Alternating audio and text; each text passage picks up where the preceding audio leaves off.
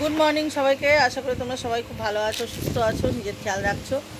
আর আমি আজকে চলে এসেছি আজকে হ্যাশট্যাগ আমরা সকলের টপিক নিয়ে। আজকে আমাদের টপিক দিয়েছে আমাদের সবার প্রিয় জেবাদি। জেবাদি কিন্তু খুব সুন্দর সিঙ্গারা বানিয়েছে, কালকে ভিডিও করেছে। তো জেবাদিকে রিকোয়েস্ট করব যে এরকমভাবে আমাদের হ্যাশট্যাগ আমরা সকলের জন্য তুমি বলো, তোমার অনেক জীবনের উপলব্ধি আছে, তো আমাদের সাথে শেয়ার করো যদি সম্ভব হয়। আর এরকম করতে করতেই দেখবে তুমি এখন বলছো পারছি না, কিন্তু দেখবে ঠিক পারবে। আমরাও প্রথম ভাবতাম যে পারবো না, আমি এগুলো পারি না, কিন্তু ঠিক দেখো হয়ে গেছে। তো সেরকমই তুমিও পারবে। আর দিদি যে টপিকটা দিয়েছে সেটা হচ্ছে মানুষ ছোট ছোট ভুলগুলো যদি সময় শুধরে না নেয় তাহলে সেই ছোট্ট ভুল জমা হয় বিশাল পাহাড় হয়ে, এবং যেটা তার জীবন ও বুদ্ধির মাঝে অন্তরায় হয়ে দাঁড়াবে। তো আমি যতটা শুনে আমি বুঝছি যে হ্যাঁ, আমরা তো সবসময় প্রতিনিয়ত হয়তো কত ভুল করছি, যেগুলো আমরা আইডেন্টিফাই করতে পারছি না যে আমরা ভুল করছি। যেগুলো আইডেন্টিফাই করতে পারি না বা আমার দ্বারা হয় না, সেটা বিষয়টা তবুও মানা যায়। কিন্তু যেগুলো আমি বুঝতে পারছি যে ভুল করছি, সেইগুলো কিন্তু দেরি না করে শুধরে নেওয়াই ভালো। আমরা অনেক সময় এটা করি, ভাবি যে এবার ভুল করেছি। আমি মনে করি ভুল মানুষ মাত্রই করে, ভুল করাও জরুরি আছে, কিন্তু সেটা শুধরে নিতে হবে, সেটা যেন নেক্সট টাইম আমার দ্বারা না হয় সেইটা মাথায় রাখতে হবে। তো হয়তো একবারে হবে না, দুবারে হবে না, তিনবারে হবে না, চারবারে হবে না, কিন্তু যদি আমরা এটা চেষ্টা করি, যদি আইডেন্টিফাই করি ভুল, আর সেই ভুলের যদি মনে করি যে ভুল শুধরানোর দরকার আছে, তাহলে সেটা রেকটিফাই হয়। তো আমি বলবো আমার অনেক সময় আমি নিজেকে এখন অনেক কন্ট্রোল করেছি। একটা সময় প্রচণ্ড রাগ ছিল আমার, মানে কি বলবো একটা রাগী টাইপ মানুষ আমি ছিলাম। কথায় কথায় রেগে যেতাম, কথায় কথায় হার্ট হতাম।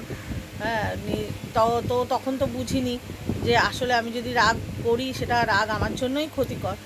তো যখন বুঝেছি তখন শুধরেছি, অনেকটাই শুধরেছি, কিন্তু এখনও বলবো না যে পুরোটা শুধরেছি। অনেক সময় আমাদের চারপাশে মানুষজনের কিছু কিছু ব্যবহার যেটা আমার পছন্দ না, সেরকম কিছু দেখলে এখনও রেগে যাই। তবে ওই যখন বুঝি যে এটা বুঝি যে কোনটা ভুল কোনটা ঠিক, তো সেইটা মাথায় থাকলে অনেক সময় সেটা পরে আবার ভাবি যে এটা হয়তো এটা আমি ভুল ঠিক করিনি, তখন আবার সেটাকে রেকটিফাই করি। কাউকে জাজ করা অনেক সময় মানুষকে জাজ করে ফেলি, আবার এটাও বলবো যে অনেক আন্ডারস্ট্যান্ড করতে শিখেছি এখন। মানুষকে চেষ্টা করি, কারোর প্রতি যদি একটা কোনো ক্ষোভ থাকে তাহলে বোঝার চেষ্টা করি যে কেন আমি ক্ষোভ তার প্রতি প্রকাশ করছি, সেটা কি ঠিক কি না। হ্যাঁ, এইরকম মানুষ আসলে আমরা আসলে আমাদের পছন্দ মতো, আমাদের পছন্দের বিপরীতে যদি কিছু দেখি তখনই আমাদের কাছে সেটা খারাপ লাগে। তো সেটা তো সেই খারাপ লাগাটাই থাকলে চলবে না। সেই মানুষটাকে বুঝতে হবে যে সে কেন এরকম করে, বা তার এটা বুঝতে হবে যে হয়তো সে ওইভাবেই আপব্রিঙ্গিং, তার ওইভাবে অনেক দিনের সংস্কার, সেটা পাল্টাতে হয়তো সেও চাইলেও পারছে না, বা হয়তো অনেকে বুঝতে পারছে না যে আসলে আদৌ সেটা ভুল করছে কি ঠিক করছে। তো আমরা নিজেরাই কতটা বুঝি, আমরা আমাদের ভুলগুলো কতটা নিজেরাই বুঝি, তাই না? সবটা তো আমরা সেটাই বুঝি না। তো যাই হোক, একদম দিদি এটা ঠিক বলেছে যে ভুলের পাহাড় না জমিয়ে যদি ছোট ছোট ভুলগুলো আমরা যদি আইডেন্টিফাই করে আমরা যদি সেটাকে রেকটিফাই করি তাহলে করা সম্ভব। হ্যাঁ, কোনো কিছুই অসম্ভব না, আমরা করতে পারি। তো এটাই আমাদের করা উচিত সবসময়। ছোট ছোট ভুলগুলো আমরা যদি ছোটো থেকেই শুধরে নিই তাহলে সেটা আস্তে আস্তে আবারও সেই একই ভুল করে করে আমাদের পাহাড় না জমে যায়। কর্মফল তো একটা আছেই, কর্মফল আমাদের কিন্তু পেতেই হবে, আমরা যেরকম কর্ম করব। ভুল কর্ম করলে, ভুল করলে তারও তো যদি আমরা নাই বুঝি যে ওটা ভুল করছি, তাহলে তো সেই ভুল আমি বারবার করে যাব, তাই না? তো আমার এটাই মনে হয় যে দিদি এটাই আমাদের বোঝাতে চেয়েছেন টপিকের মাধ্যমে। আর অনেক সময় কোনো ভুল করতে করতে থাকলে মনে হয় এটাই ঠিক, হ্যাঁ ওইটাই, তখন আমাদের বুদ্ধি আর কাজ করে না, বুদ্ধিটা আমাদের মানে বলে না যে ভুলটা বুঝতে দেয় না বুদ্ধি, ভুল করতে করতে তখন মনে হয় ওটাই ঠিক।